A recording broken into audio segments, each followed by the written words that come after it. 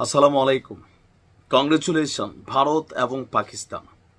আমি মনে করি এই সিদ্ধান্তটা সুন্দর একটা সিদ্ধান্ত হয়েছে, যদিও এই যুদ্ধটা ভারত এবং পাকিস্তান সরকারের পাতানো একটা যুদ্ধ ছিল। আপনাদের মতন আমাদের মতন যারা আমজনতা আছে, আমাদের দেশের পলিটিশিয়ানরা আমাদেরকে গান্ডু বানায় আর মাঝে মাঝে বোঝায় যে রাজনীতি টিকায় রাখার জন্য কখন কোন দেশটা ধরতে হবে, জনগণের ভাইব কোন দিকে নিতে হবে, তারপরে জনগণকে মূর্খী বানাইয়া এরকম চুক্তিও হবে। যাই হোক, মাঝখান থেকে কতগুলো সাধারণ মানুষ মরল, সেনাবাহিনীর দুই দেশের সাধারণ পরিবারের সন্তানগুলো মরল, বাড়িঘর অনেকের ধ্বংস হলো। ফাইনালি কি হইল? ওই একই জায়গায় আসেন, লাইন অফ কন্ট্রোল মানে LOC, যেটা ভারত এবং পাকিস্তানের মধ্যে কাশ্মীর সহ বিভিন্ন জায়গায় যে LOC এরিয়াগুলো আছে, যেটাকে বলা হয় লাইন অফ কন্ট্রোল। এই যুদ্ধ শুরুর আগ থেকে গতকালকে পর্যন্ত দুই দেশ এই লাইন অফ কন্ট্রোল বা LOCতে আপনার নিজেদের সামরিক বাহিনীর উপস্থিতি একটা বড় সংখ্যক তৈরি করে রেখেছিল।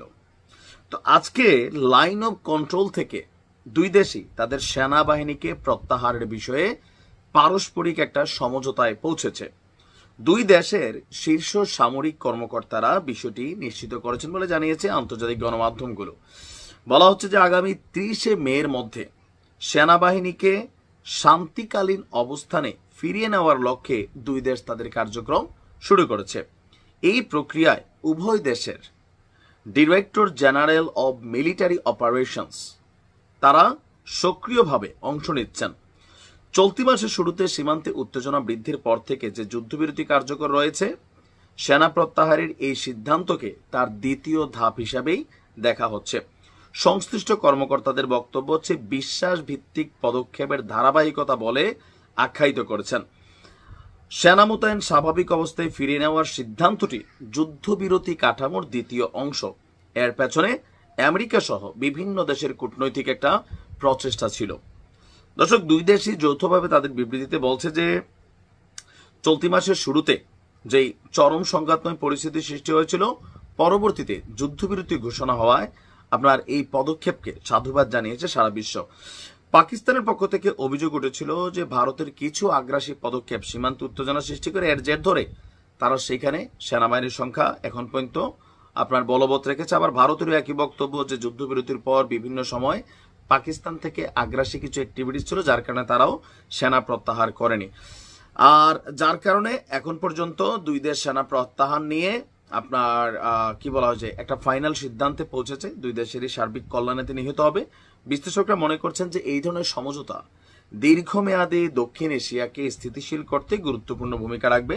আমরাও মনে করি রাখবে। যদিও এটা কোনো যুদ্ধই ছিল না, মোদীর সরকারের জনপ্রিয়তা হ্রাস আর পাকিস্তান সরকারের অর্থনীতি ব্যাপক হ্রাস, বাংলাদেশের তুলনায় পাকিস্তানের অর্থনীতি অনেক খারাপ অবস্থায় আছে। ডলারের সাথে আপনি যদি রুপির মানের হিসাবটা ধরেন, এছাড়া আরো অনেক দিকে পাকিস্তান বাংলাদেশ থেকে অনেক পিছিয়ে আছে। তো সেই জায়গায় পাকিস্তান ভঙ্গুর অর্থনীতি, রাজনীতিতেও ভঙ্গুর। ইমরান খানের সরকারকে, ইমরান খানকে বন্দি রাইখা এই শাহবাজ শরীফ একটা সরকার চালাচ্ছে। এটা সরকার, এটা হাস্যকর সরকার। তো দুই দেশই তাদের যে রাজনৈতিক দৈন্যতা ছিল সেটাকে কমানোর জন্য, জনগণের কাছে হিরো হওয়ার জন্য একটা যুদ্ধ লাগাই দিয়েছিল। নিজেরা নিজেরা যে আমি তোমারে মারবো, তুমি আমারে মারবা, যা মরবে গরিবরা মরবে। এরপরে ফাইনালি আমরা একটা চুক্তি করে জনগণকে বোঝাবো যে আমরা শান্ত হয়েছি। ওই কাজটাই হয়েছে আর কি। তারপর যা হয়েছে ভালোই হয়েছে। ভালো থাকুন। আসসালামু আলাইকুম।